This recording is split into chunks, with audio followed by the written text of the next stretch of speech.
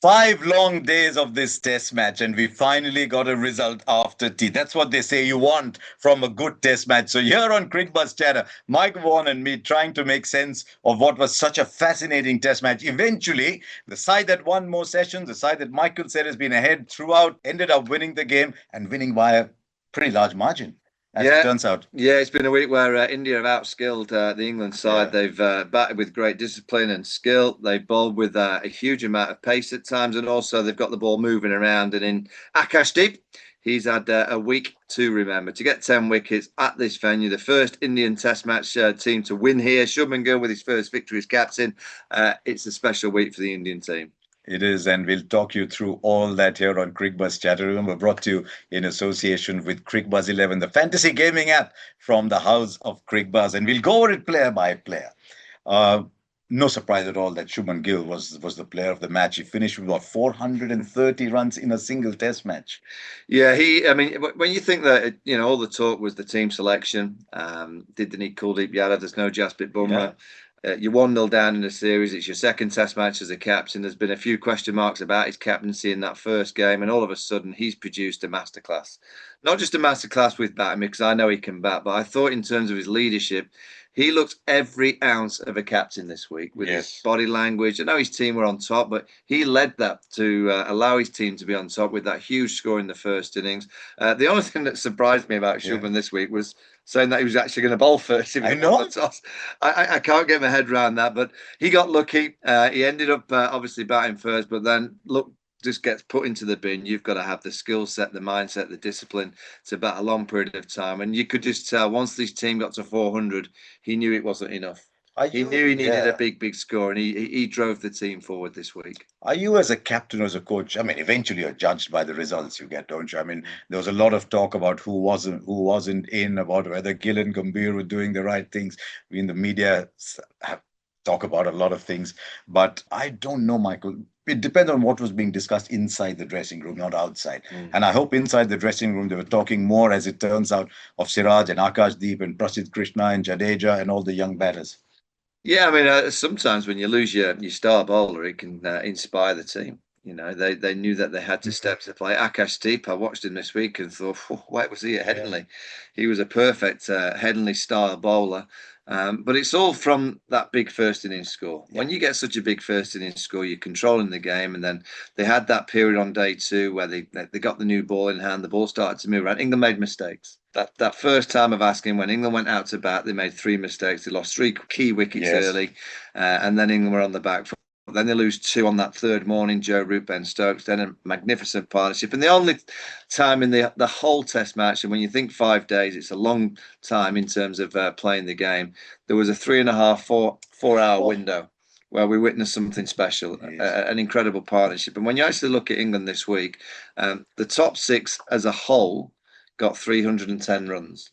Jamie Smith on his own got 272. Yes, he did. That's why England have not competed, because the top 6 have not arrived. Jamie Smith has had an incredible test match, and England's Brook got 180 though. Yeah, you look at Brook and Smith, and they got vast majority of the So Brook's got 180 of that 310 of the top 6. So the rest of the top 6 have just not fired. But let's be honest, India's seamers today this week were better than England's. They just found that extra bit of zip. The pitch helped because it was a bit slower and lower, and I think India bowled really well on these kind of surfaces. But not taking anything away from what India have done this week, it was a magnificent performance. On our broadcast, since you mentioned the bowling, we'll get to the bowling first. I think the difference, Michael, and I'm saying this because you brought up the bowling early on, is that India's bowlers have been used to bowling on flat decks. And that's the point that both Akashdeep and Siraj made afterwards.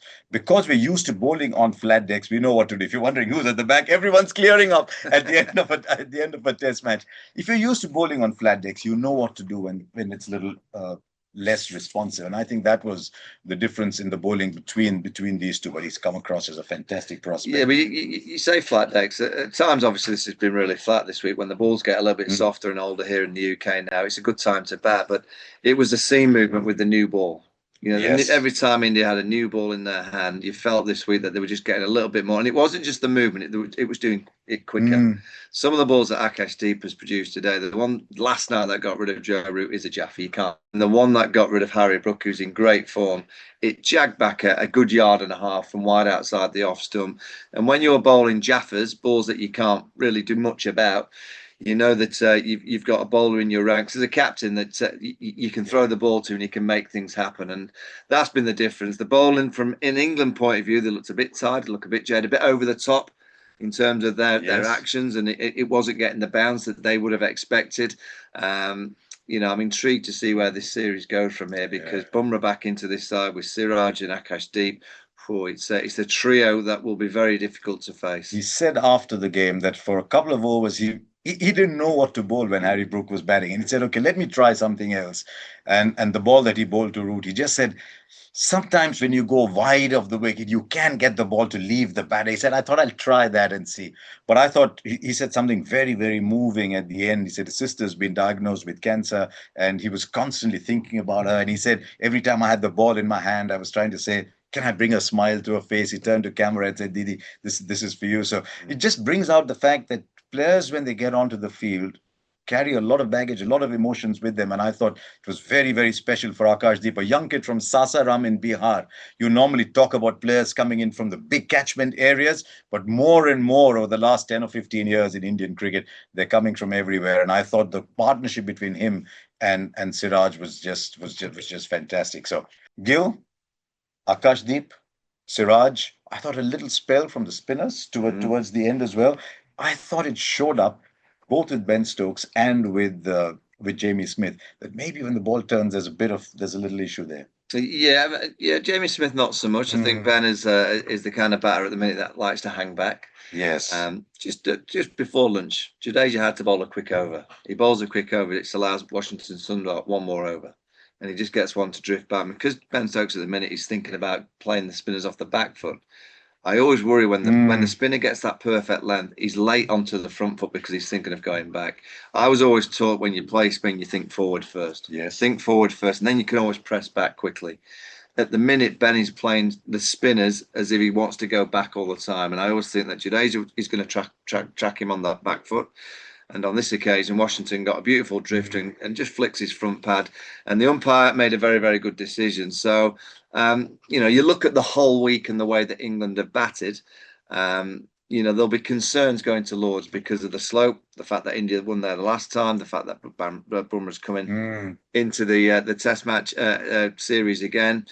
One or two kind of issues at the top of the order. Again, those questions that were asked before the series that were put to bed at Leeds and now back to the party in terms of the conversation.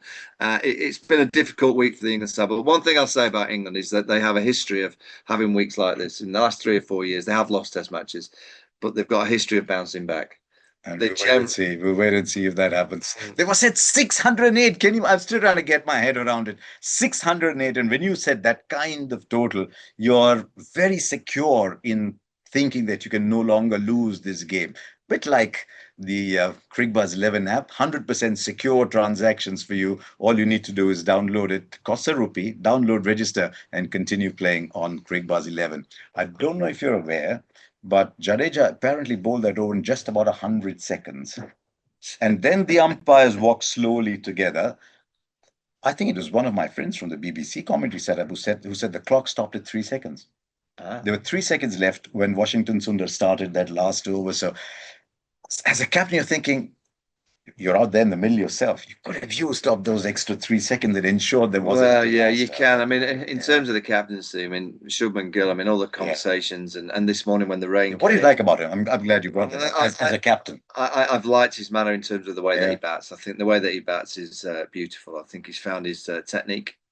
And with that, I'm a big believer that when you find your technique, it allows you to stay calm because you can play the best ball. Okay. When you're a little bit vulnerable in your technique, I'm looking at Ollie Pope this week, and I think he's had a problem with his head falling home. You can see he's kind of fine. Joe Root this week.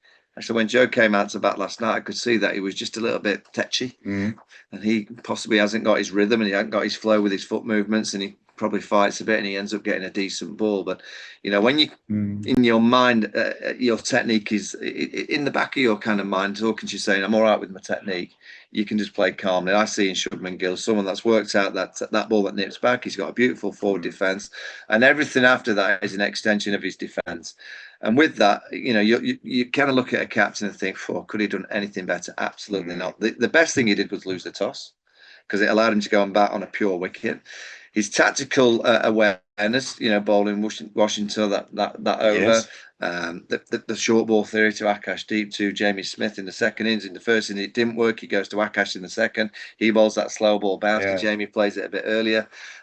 You can't have a better week than Shubman Gill. Yeah. And if you ask me, it's a 25 out of 10, because you cannot have a better week than what the Indian captain. He was absolutely perfection from pretty much the first minute. He's also got to remember how much of Rishabh Pant to listen to and how much not to listen to, because that's absolutely coming at him all the time.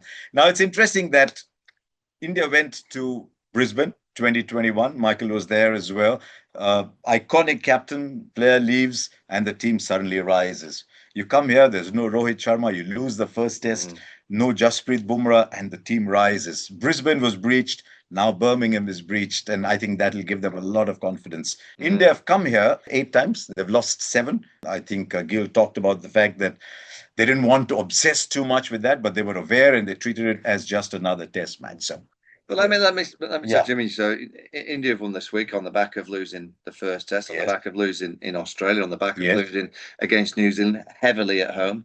Gautam Gambhir was a topic of conversation. Yes, and there's a lot of eyeballs on Gautam Gambhir and what he's done with the white ball team, fantastic. But the test team, it's a work in progress. And when you think this week, no Bumrah, no Kohli, no Rohit Sharma, no Ashwin. Yes. To win a game of cricket at this venue on the back of going 1-0 down, we're talking of Shubman Gill, the captain, but how important a win is it for Gautam Gambhir? I'd love to know the conversations that are going on behind the scenes. I know Gautam quite well. He's a very combative personality, and sometimes he can give the impression of being prickly. Sometimes he can be prickly as well. But deep down, there is a very strong India lover, a very strong team player who's always put team ahead. That's one of the things Ashwin talked about him in an interview. The one thing you always get with Gautam Gambhir is team first. And he must have talked about that. He must have said, forget about who's not there and put team first once again. So big plus for Gautam Gambhir, big plus for Shubman Gill, big plus for Rishabh Pant. Remember, he's a young vice captain in there as well. Big plus for a lot of people. Just a little bit of time left before we go into hotspot. Who goes in favourite at Lords? Oh, after Leeds, I thought England would dominate this series. India have produced skill that's been too hard for England to cope with. So realistically, I would say that India have got their foot in front because Bumrah comes back in, and their history at Lords is a good one. The last time they were there, there's 60 overs of hell. Yes. India's batters, I would say there's more of India's batters in form than England's, but this England side have had a habit of coming back from disappointment. I go back to the Ashes series here 2 years ago when they went 2-0 down and then suddenly started to get back into gear. The one concern that I will have is the bowling. Yes, I really feel that they have to find a way of bowling to this Indian lineup with more of a threat of taking wickets quicker.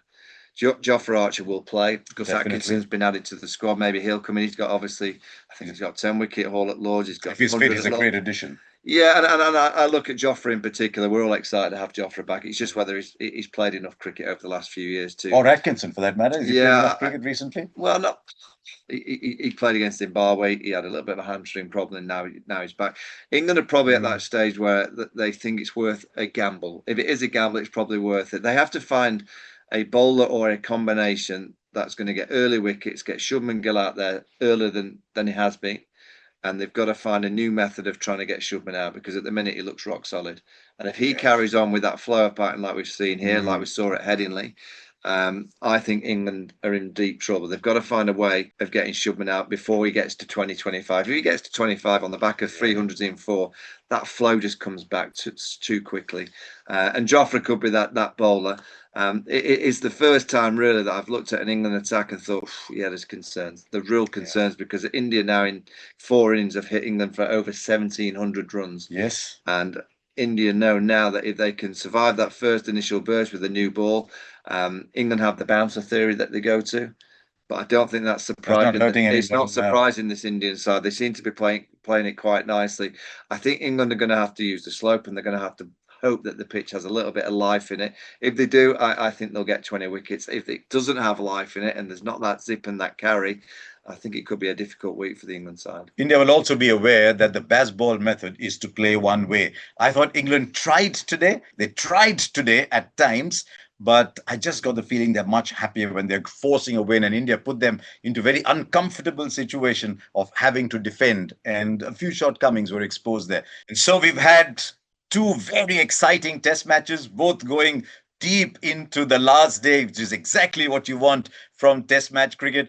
But with all this excitement in store here in cricket, there's lots more excitement coming your way too. Lots of games, lots of opportunities to win big money on the Cricbuzz 11 app. So go there, download, register. It only costs you ₹1 and enjoy the excitement of being on your own and playing all those games there. This game itself, this is how the game eventually ended. Lots of excitement, but in a big win for India. There you are. I hope you enjoyed Cricbuzz Chatter, brought to you in association with Cricbuzz 11, the fantasy gaming app from the house of Cricbuzz. And we will join you from Lords for test match number 3.